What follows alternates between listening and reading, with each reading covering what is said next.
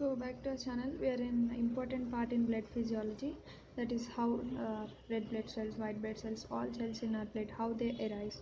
So that is the process of hematopoiesis. So today we are going to see bone marrow in hematopoiesis. So hematopoiesis is nothing but the process by which RBC, WBC, platelets are formed. That is nothing but the cells of blood are formed. The cells of blood are formed. That's the process called as hematopoiesis. And the third week in the yolk sac. Go back to embryology. So in the third week in a yolk sac, the stem cells start forming for the production of RBC. So what is the stem cell? Stem cell is the one here you can see. I've drawn a picture. It can produce different types of cells. It can differentiate into different kinds of cells, and in turn, it can maintain its own population. That is, for example, this cell is divided into this cell. This one divides into this, and this process goes on. But the cell which divide into this one, again it proliferate back to form its own cell, so it maintains its own population. Like for example, if you take one RBC, it proliferate to form some other cell, and that's it. Again it can't form its own RBC. But in the stem cell case, it is different. It also maintains its own cell, so that's why it is called as stem cell. So you can see here they multiply asymmetrically, and their products, some may mature into specific cells, and one of the product will maintain its environment, original population of stem cells. That's it. So stem cells are mainly originated in the mesoderm. So where the stem cells are mainly present, this special kind of cells, they're present in a mesoderm of gonads, in the mesonephron of kidney, and also in the mesoderm of aorta. So all these places we can find out the stem cell, and later from these places these stem cells are transferred to the liver by the third month. So you can see in the third week stem cells are in yolk sac. In the third month stem cells are in liver, and in liver they get filled with the stem cell in the third month. So from all these areas like gonads, aorta, mesonephron, they finally reach the liver by the third month. So third week in the yolk sac, third month in the liver. So the liver is the major organ for the hematopoiesis, and it produces RBC, WBC, and platelets. So some stem cells may reach the spleen or lymph node, and they are also minor organs for hematopoiesis. So not only in the liver, they may also reach into spleen and lymph node. So in the fourth month of fetal life, they go to the bone marrow, and now the hematopoiesis takes place in the bone marrow. So by fourth month into the bone marrow. So 3 week in yolk sac, third month in liver, fourth month in the bone marrow finally. So by the time of birth, the hematopoiesis is stopped in the liver, spleen, lymph nodes, and now it only takes place in bone marrow. Even now in us, the production of blood cells takes place in the bone marrow. So active bone marrow is a red bone marrow, inactive bone marrow is a yellow bone marrow. So in a full term newly born infant, the red bone marrow is present. In a full term in a newly born person, we can see red bone marrow. The extramedullary hematopoiesis, and remember that this inactive yellow bone marrow is more in adults above age of 20 years. And extramedullary hematopoiesis means, extramedullary means out of the bone marrow. Sometimes hematopoiesis may take place, abnormality in a newborn. This is an abnormality in a newborn infant, but in premature baby it may take place, it is normal, because we have seen in a premature baby it may take place in liver, it may take place in spleen, lymph nodes, all those things. So it's not abnormal. But if it takes place out of marrow in the case of newly born child, then it should be considered abnormal. So up to the puberty, the red bone marrow is present up to the puberty only, and above the puberty you can see axial skeleton, mainly about 20 years. Our hematopoiesis takes place in axial skeleton, that is membranous bone, in skull, vertebrae, ribs, and also in the proximal ends of femur and humerus in adults. So in adults, now we can say, for example, this is a humerus bone. In middle it doesn't take place, only at the end it takes place in adults. But in the case of early young born female or early young born fetus, then in whole bone, production of red blood cells or any other blood cells takes place. But remember, in adults only in the proximal ends of femur and humerus it takes place.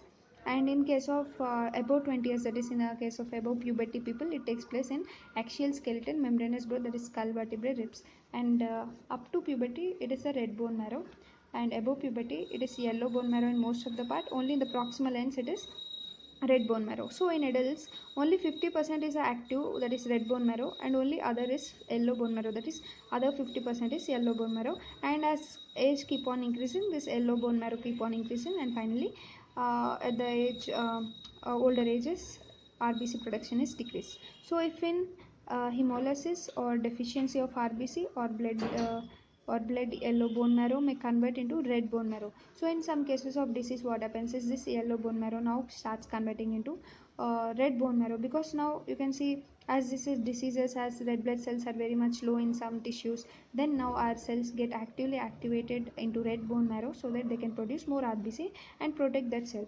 So the process of this is called as the process of expansion of red bone marrow.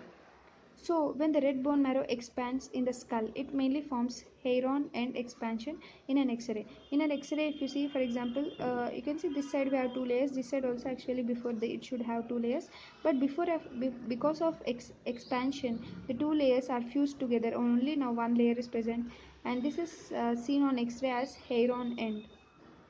And bone marrow in size and weight is equal to the liver, and it is one of the largest organs in the body.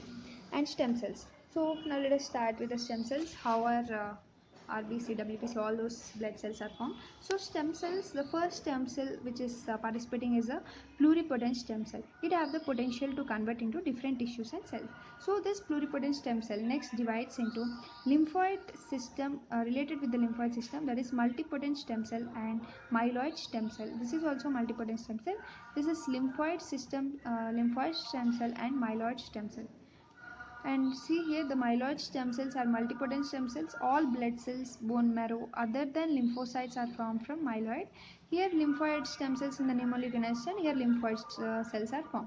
So both are multipotent stem cells. So this lymphoid stem cells in turn form the common lymphoid stem cell. These are multipotent cells, and this myeloid cells in turn form the common myeloid stem cells. These are also multipotent stems.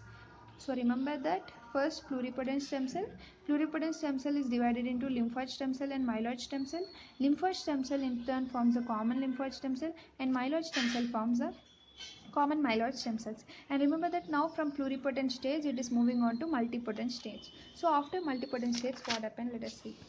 So after multipotent stage, they are again divided into committed stem cells that are like pro T cells, pro B cells, pro natural killer cells. These are nothing but these are the stem cells which are derived from the common lymphoid stem cells. So you can see here, as I said, first pluripotent stem cells, next multipotent stem cells. In multipotent stem cells, we have lymphoid stem cells, myeloid stem cells. From lymphoid stem cells, these are divided into no pro cells, pro T cell, pro B cell, and natural killer cells. So that is what we are discussing. So these are nothing but called as committed cells, and these committed cells are not multipotent or pluripotent, and these cells go. So remember this thing, first we have pluripotent, next multipotent. After multipotent, these pro T, pro B, these are neither pluripotent nor multipotent. And now for example we take this pro natural killer cells. So this pro natural killer cells now start going to the peripheral circulation, and in the peripheral circulation they convert into the finally the natural killer cells. So from pro natural killer cells to natural killer cells. So they remember that these pro natural killer cells are not having or CD90, CD20 markers, so they are not B cells. So normally B cells have CD90, CD20 markers, so that by these markers, in the name only you can understand they are markers. By that markers we can specifically find out what kind of cell it is. As these are not present, they are not B cells, and as CD3 is also not present, this is D. As CD3 is also not present, they are not T cells. So they are natural killer cells. So like this we can compare and find out what kind of cells they are. And now even this pro T cells go to the thymus, because T for thymus, T cells in thymus get matured and come back to the peripheral system, and they have the CD3 markers. And some cells are divided into, again both have CD3 markers, but some cells have CD3 along with CD4 and other have CD3 along with CD8. If they are having CD3 CD4 positive, then they are called as T helper cells, and if they are having CD3 CD8 positive, then these are called as CD that is T cytotoxic cells. So these are mainly helpful for cellular immunity, and these are mainly helpful for humoral immunity. So humoral immunity is mainly maintained by B cells. So this T helper, in the name only you can understand, they are helping the B cells. So these T helper cells are further divided into T helper 1 and T helper 2. So these are two helpers. So you can see here T helper 2 is converted, stimulating the B cells and convert into plasma cells. So B cells are first converted into plasma cells by means of T helper 2 with the help of interleukin 4 and interleukin 5. These are the cytokines. And this interleukin 4 here acts as a B cell growth factor, and interleukin 5 act on the B cell to convert into plasma cell. So finally the B cells are converted into plasma cells by help of T helper 2, mainly by interleukin 4 and interleukin 5. And remember that you can see here B cells, plasma cells, then only by this only can understand this T helper 2 cell are mainly focusing on formation of antibody. So this is all technique. And coming to T helper 1, this T helper 1 convert the monocytes and macrophages into mainly active macrophages or into epithelioid cells or into giant cells. So this is mainly converting in the help of this LF and gamma factor, gametoferon, and also by tumor necrosis factor. So this help the T helper 1 to convert the monocyte macrophages into active macrophages, epithelioid cells, and giant cells. So this T helper 1 also help in formation of granuloma. This help in formation of antibody. This help T helper 2 is related with humoral immunity. T helper 1 is related with cellular immunity, and also our CD8 are in cellular immunity. So one thing you need to remember, first the T cells. T cells are divided into CD4 positive, CD8 positive. CD4 positive all are helping one, CD8 positive are cytotoxic one. So cyto cellular immunity, cytotoxic cellular immunity. Here you can see these are helpers T helper 2, T helper 1. T helper 1 is again related with CD8 because T helper 1 is also helpful in cellular immunity, whereas T helper 2 is mainly associated with antibody formation, that is nothing but associated with B cells, so it is helpful in humoral immunity. So this is the difference between T cells you need to understand. And now coming to pro-B. Pro-B is going into bone marrow, B for bone marrow, so going into bone marrow converted into B cells, and B cells with the help of interleukin 4, interleukin 5, they are forming antibodies or also nothing but forming the plasma cells. So this is all which is coming from the lymphoid cells. So once again let us revise from pluripotent cells to multipotent cells. From multipotent cells they are nothing but lymphoid cells, myeloid cells. From lymphoid cells they are further divided into three types, that is pro-T, pro-B, and natural killer cells. So these natural killer cells form natural killer cells, and T cells are divided into T helpers and T cytotoxics, and that is CD4 positive and CD8 positive. Next, pro-B are converted into B cells. B cells are mainly forming antibodies or plasma cells with the help of interleukin 4, interleukin 5. So this is all about lymphoid cells. In our next video, we will continue about myeloid stem cells. Myeloid stem cells, so these are forming the colony forming units, and these myeloid stem cells are further divided into erythroid myeloid colony forming unit, megakaryoid colony forming unit, basophils, colony forming unit of granulocyte, monocyte, and eosinophils, that is forming eosinoblast. So now let us see here the erythrocyte, megakaryocyte, basophil. So these are further converting into erythroblast, megakaryoblast, and also basophilic colony forming unit. So this erythroblast has mainly reticulocyte, which is nothing but the mature RBC. This mature RBC is mainly found in a peripheral circulation, and megakaryocytes forms the platelets, and this basophil forms a basophil colony forming unit, and this basophil colony forming unit mainly have blue granules which are similar with the mast cells. So blue granules similar with the mast cells, which have mainly IgE on their surface. FC receptor have mainly IgG, and that is the very most important point of basophil. And you can see the platelets are 1 to 2 microns and RBCs are 7 microns. Pluripotent Pluripotent cells are mainly responsible for the production of mast cells also. So as we are saying, pluripotent cells are divided into multipotent are divided into now this colony forming units. So that pluripotent cells are also capable of forming mast cells. These mast cells are mainly the derivatives of bone marrow. They are mainly involved in type 1 hypersensitivity reactions, and always remember that mast cells are also called as sisters of basophils, because these basophils are also having FC receptors for IgE, as are basophils and mast cells are sisters because as they also have FC receptors for IgE. And mast cells are mainly present under skin, mucosal linings, connective tissue around blood vessels, and also in neurons. So these mast cells are also called as connective tissue cells. And now moving on to granulocyte. As we have said here, this colony forming unit is divided into granulocyte, monocyte. So this granulocyte is divided into monoblast and myoblast. So monoblast gives rise to monocyte, and this granulocyte only gives rise to neutrophils. Some granules are red here and some are blue, then they are neutrophils. And eosinophils eosinophils are very much high in blood and very high especially in parasitic infections. And this eosinophil first converted into eosinoblast and later into eosinophil, and in mainly in blood in parasitic infections during type 1 hypersensitivity reaction. And this granulocyte is converting into myoblast to form the neutrophil. So this neutrophil, we have discussed about neutrophils. So first you can see here this granulocyte, monocyte, right? So this monocyte is formed from monoblast. This granulocyte is giving rise to myoblast, and myoblast giving rise to neutrophil, and also eosinoblast itself giving rise to eosinophil.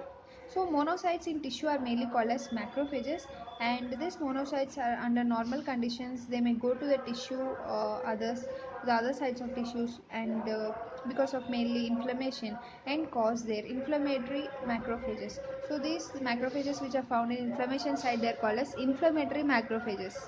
So mainly if we review all this which we have discussed till now, lymphoid stem cells are nothing but T cells, B cells, NK cells which are forming from lymphoid multipotential cells, right? And myeloid stem cells are giving rise to RBCs, erythrocytes, platelets, basophils, mast cells. And next coming from granulocyte and monocyte, they are the neutrophils, monocytes and eosinophils.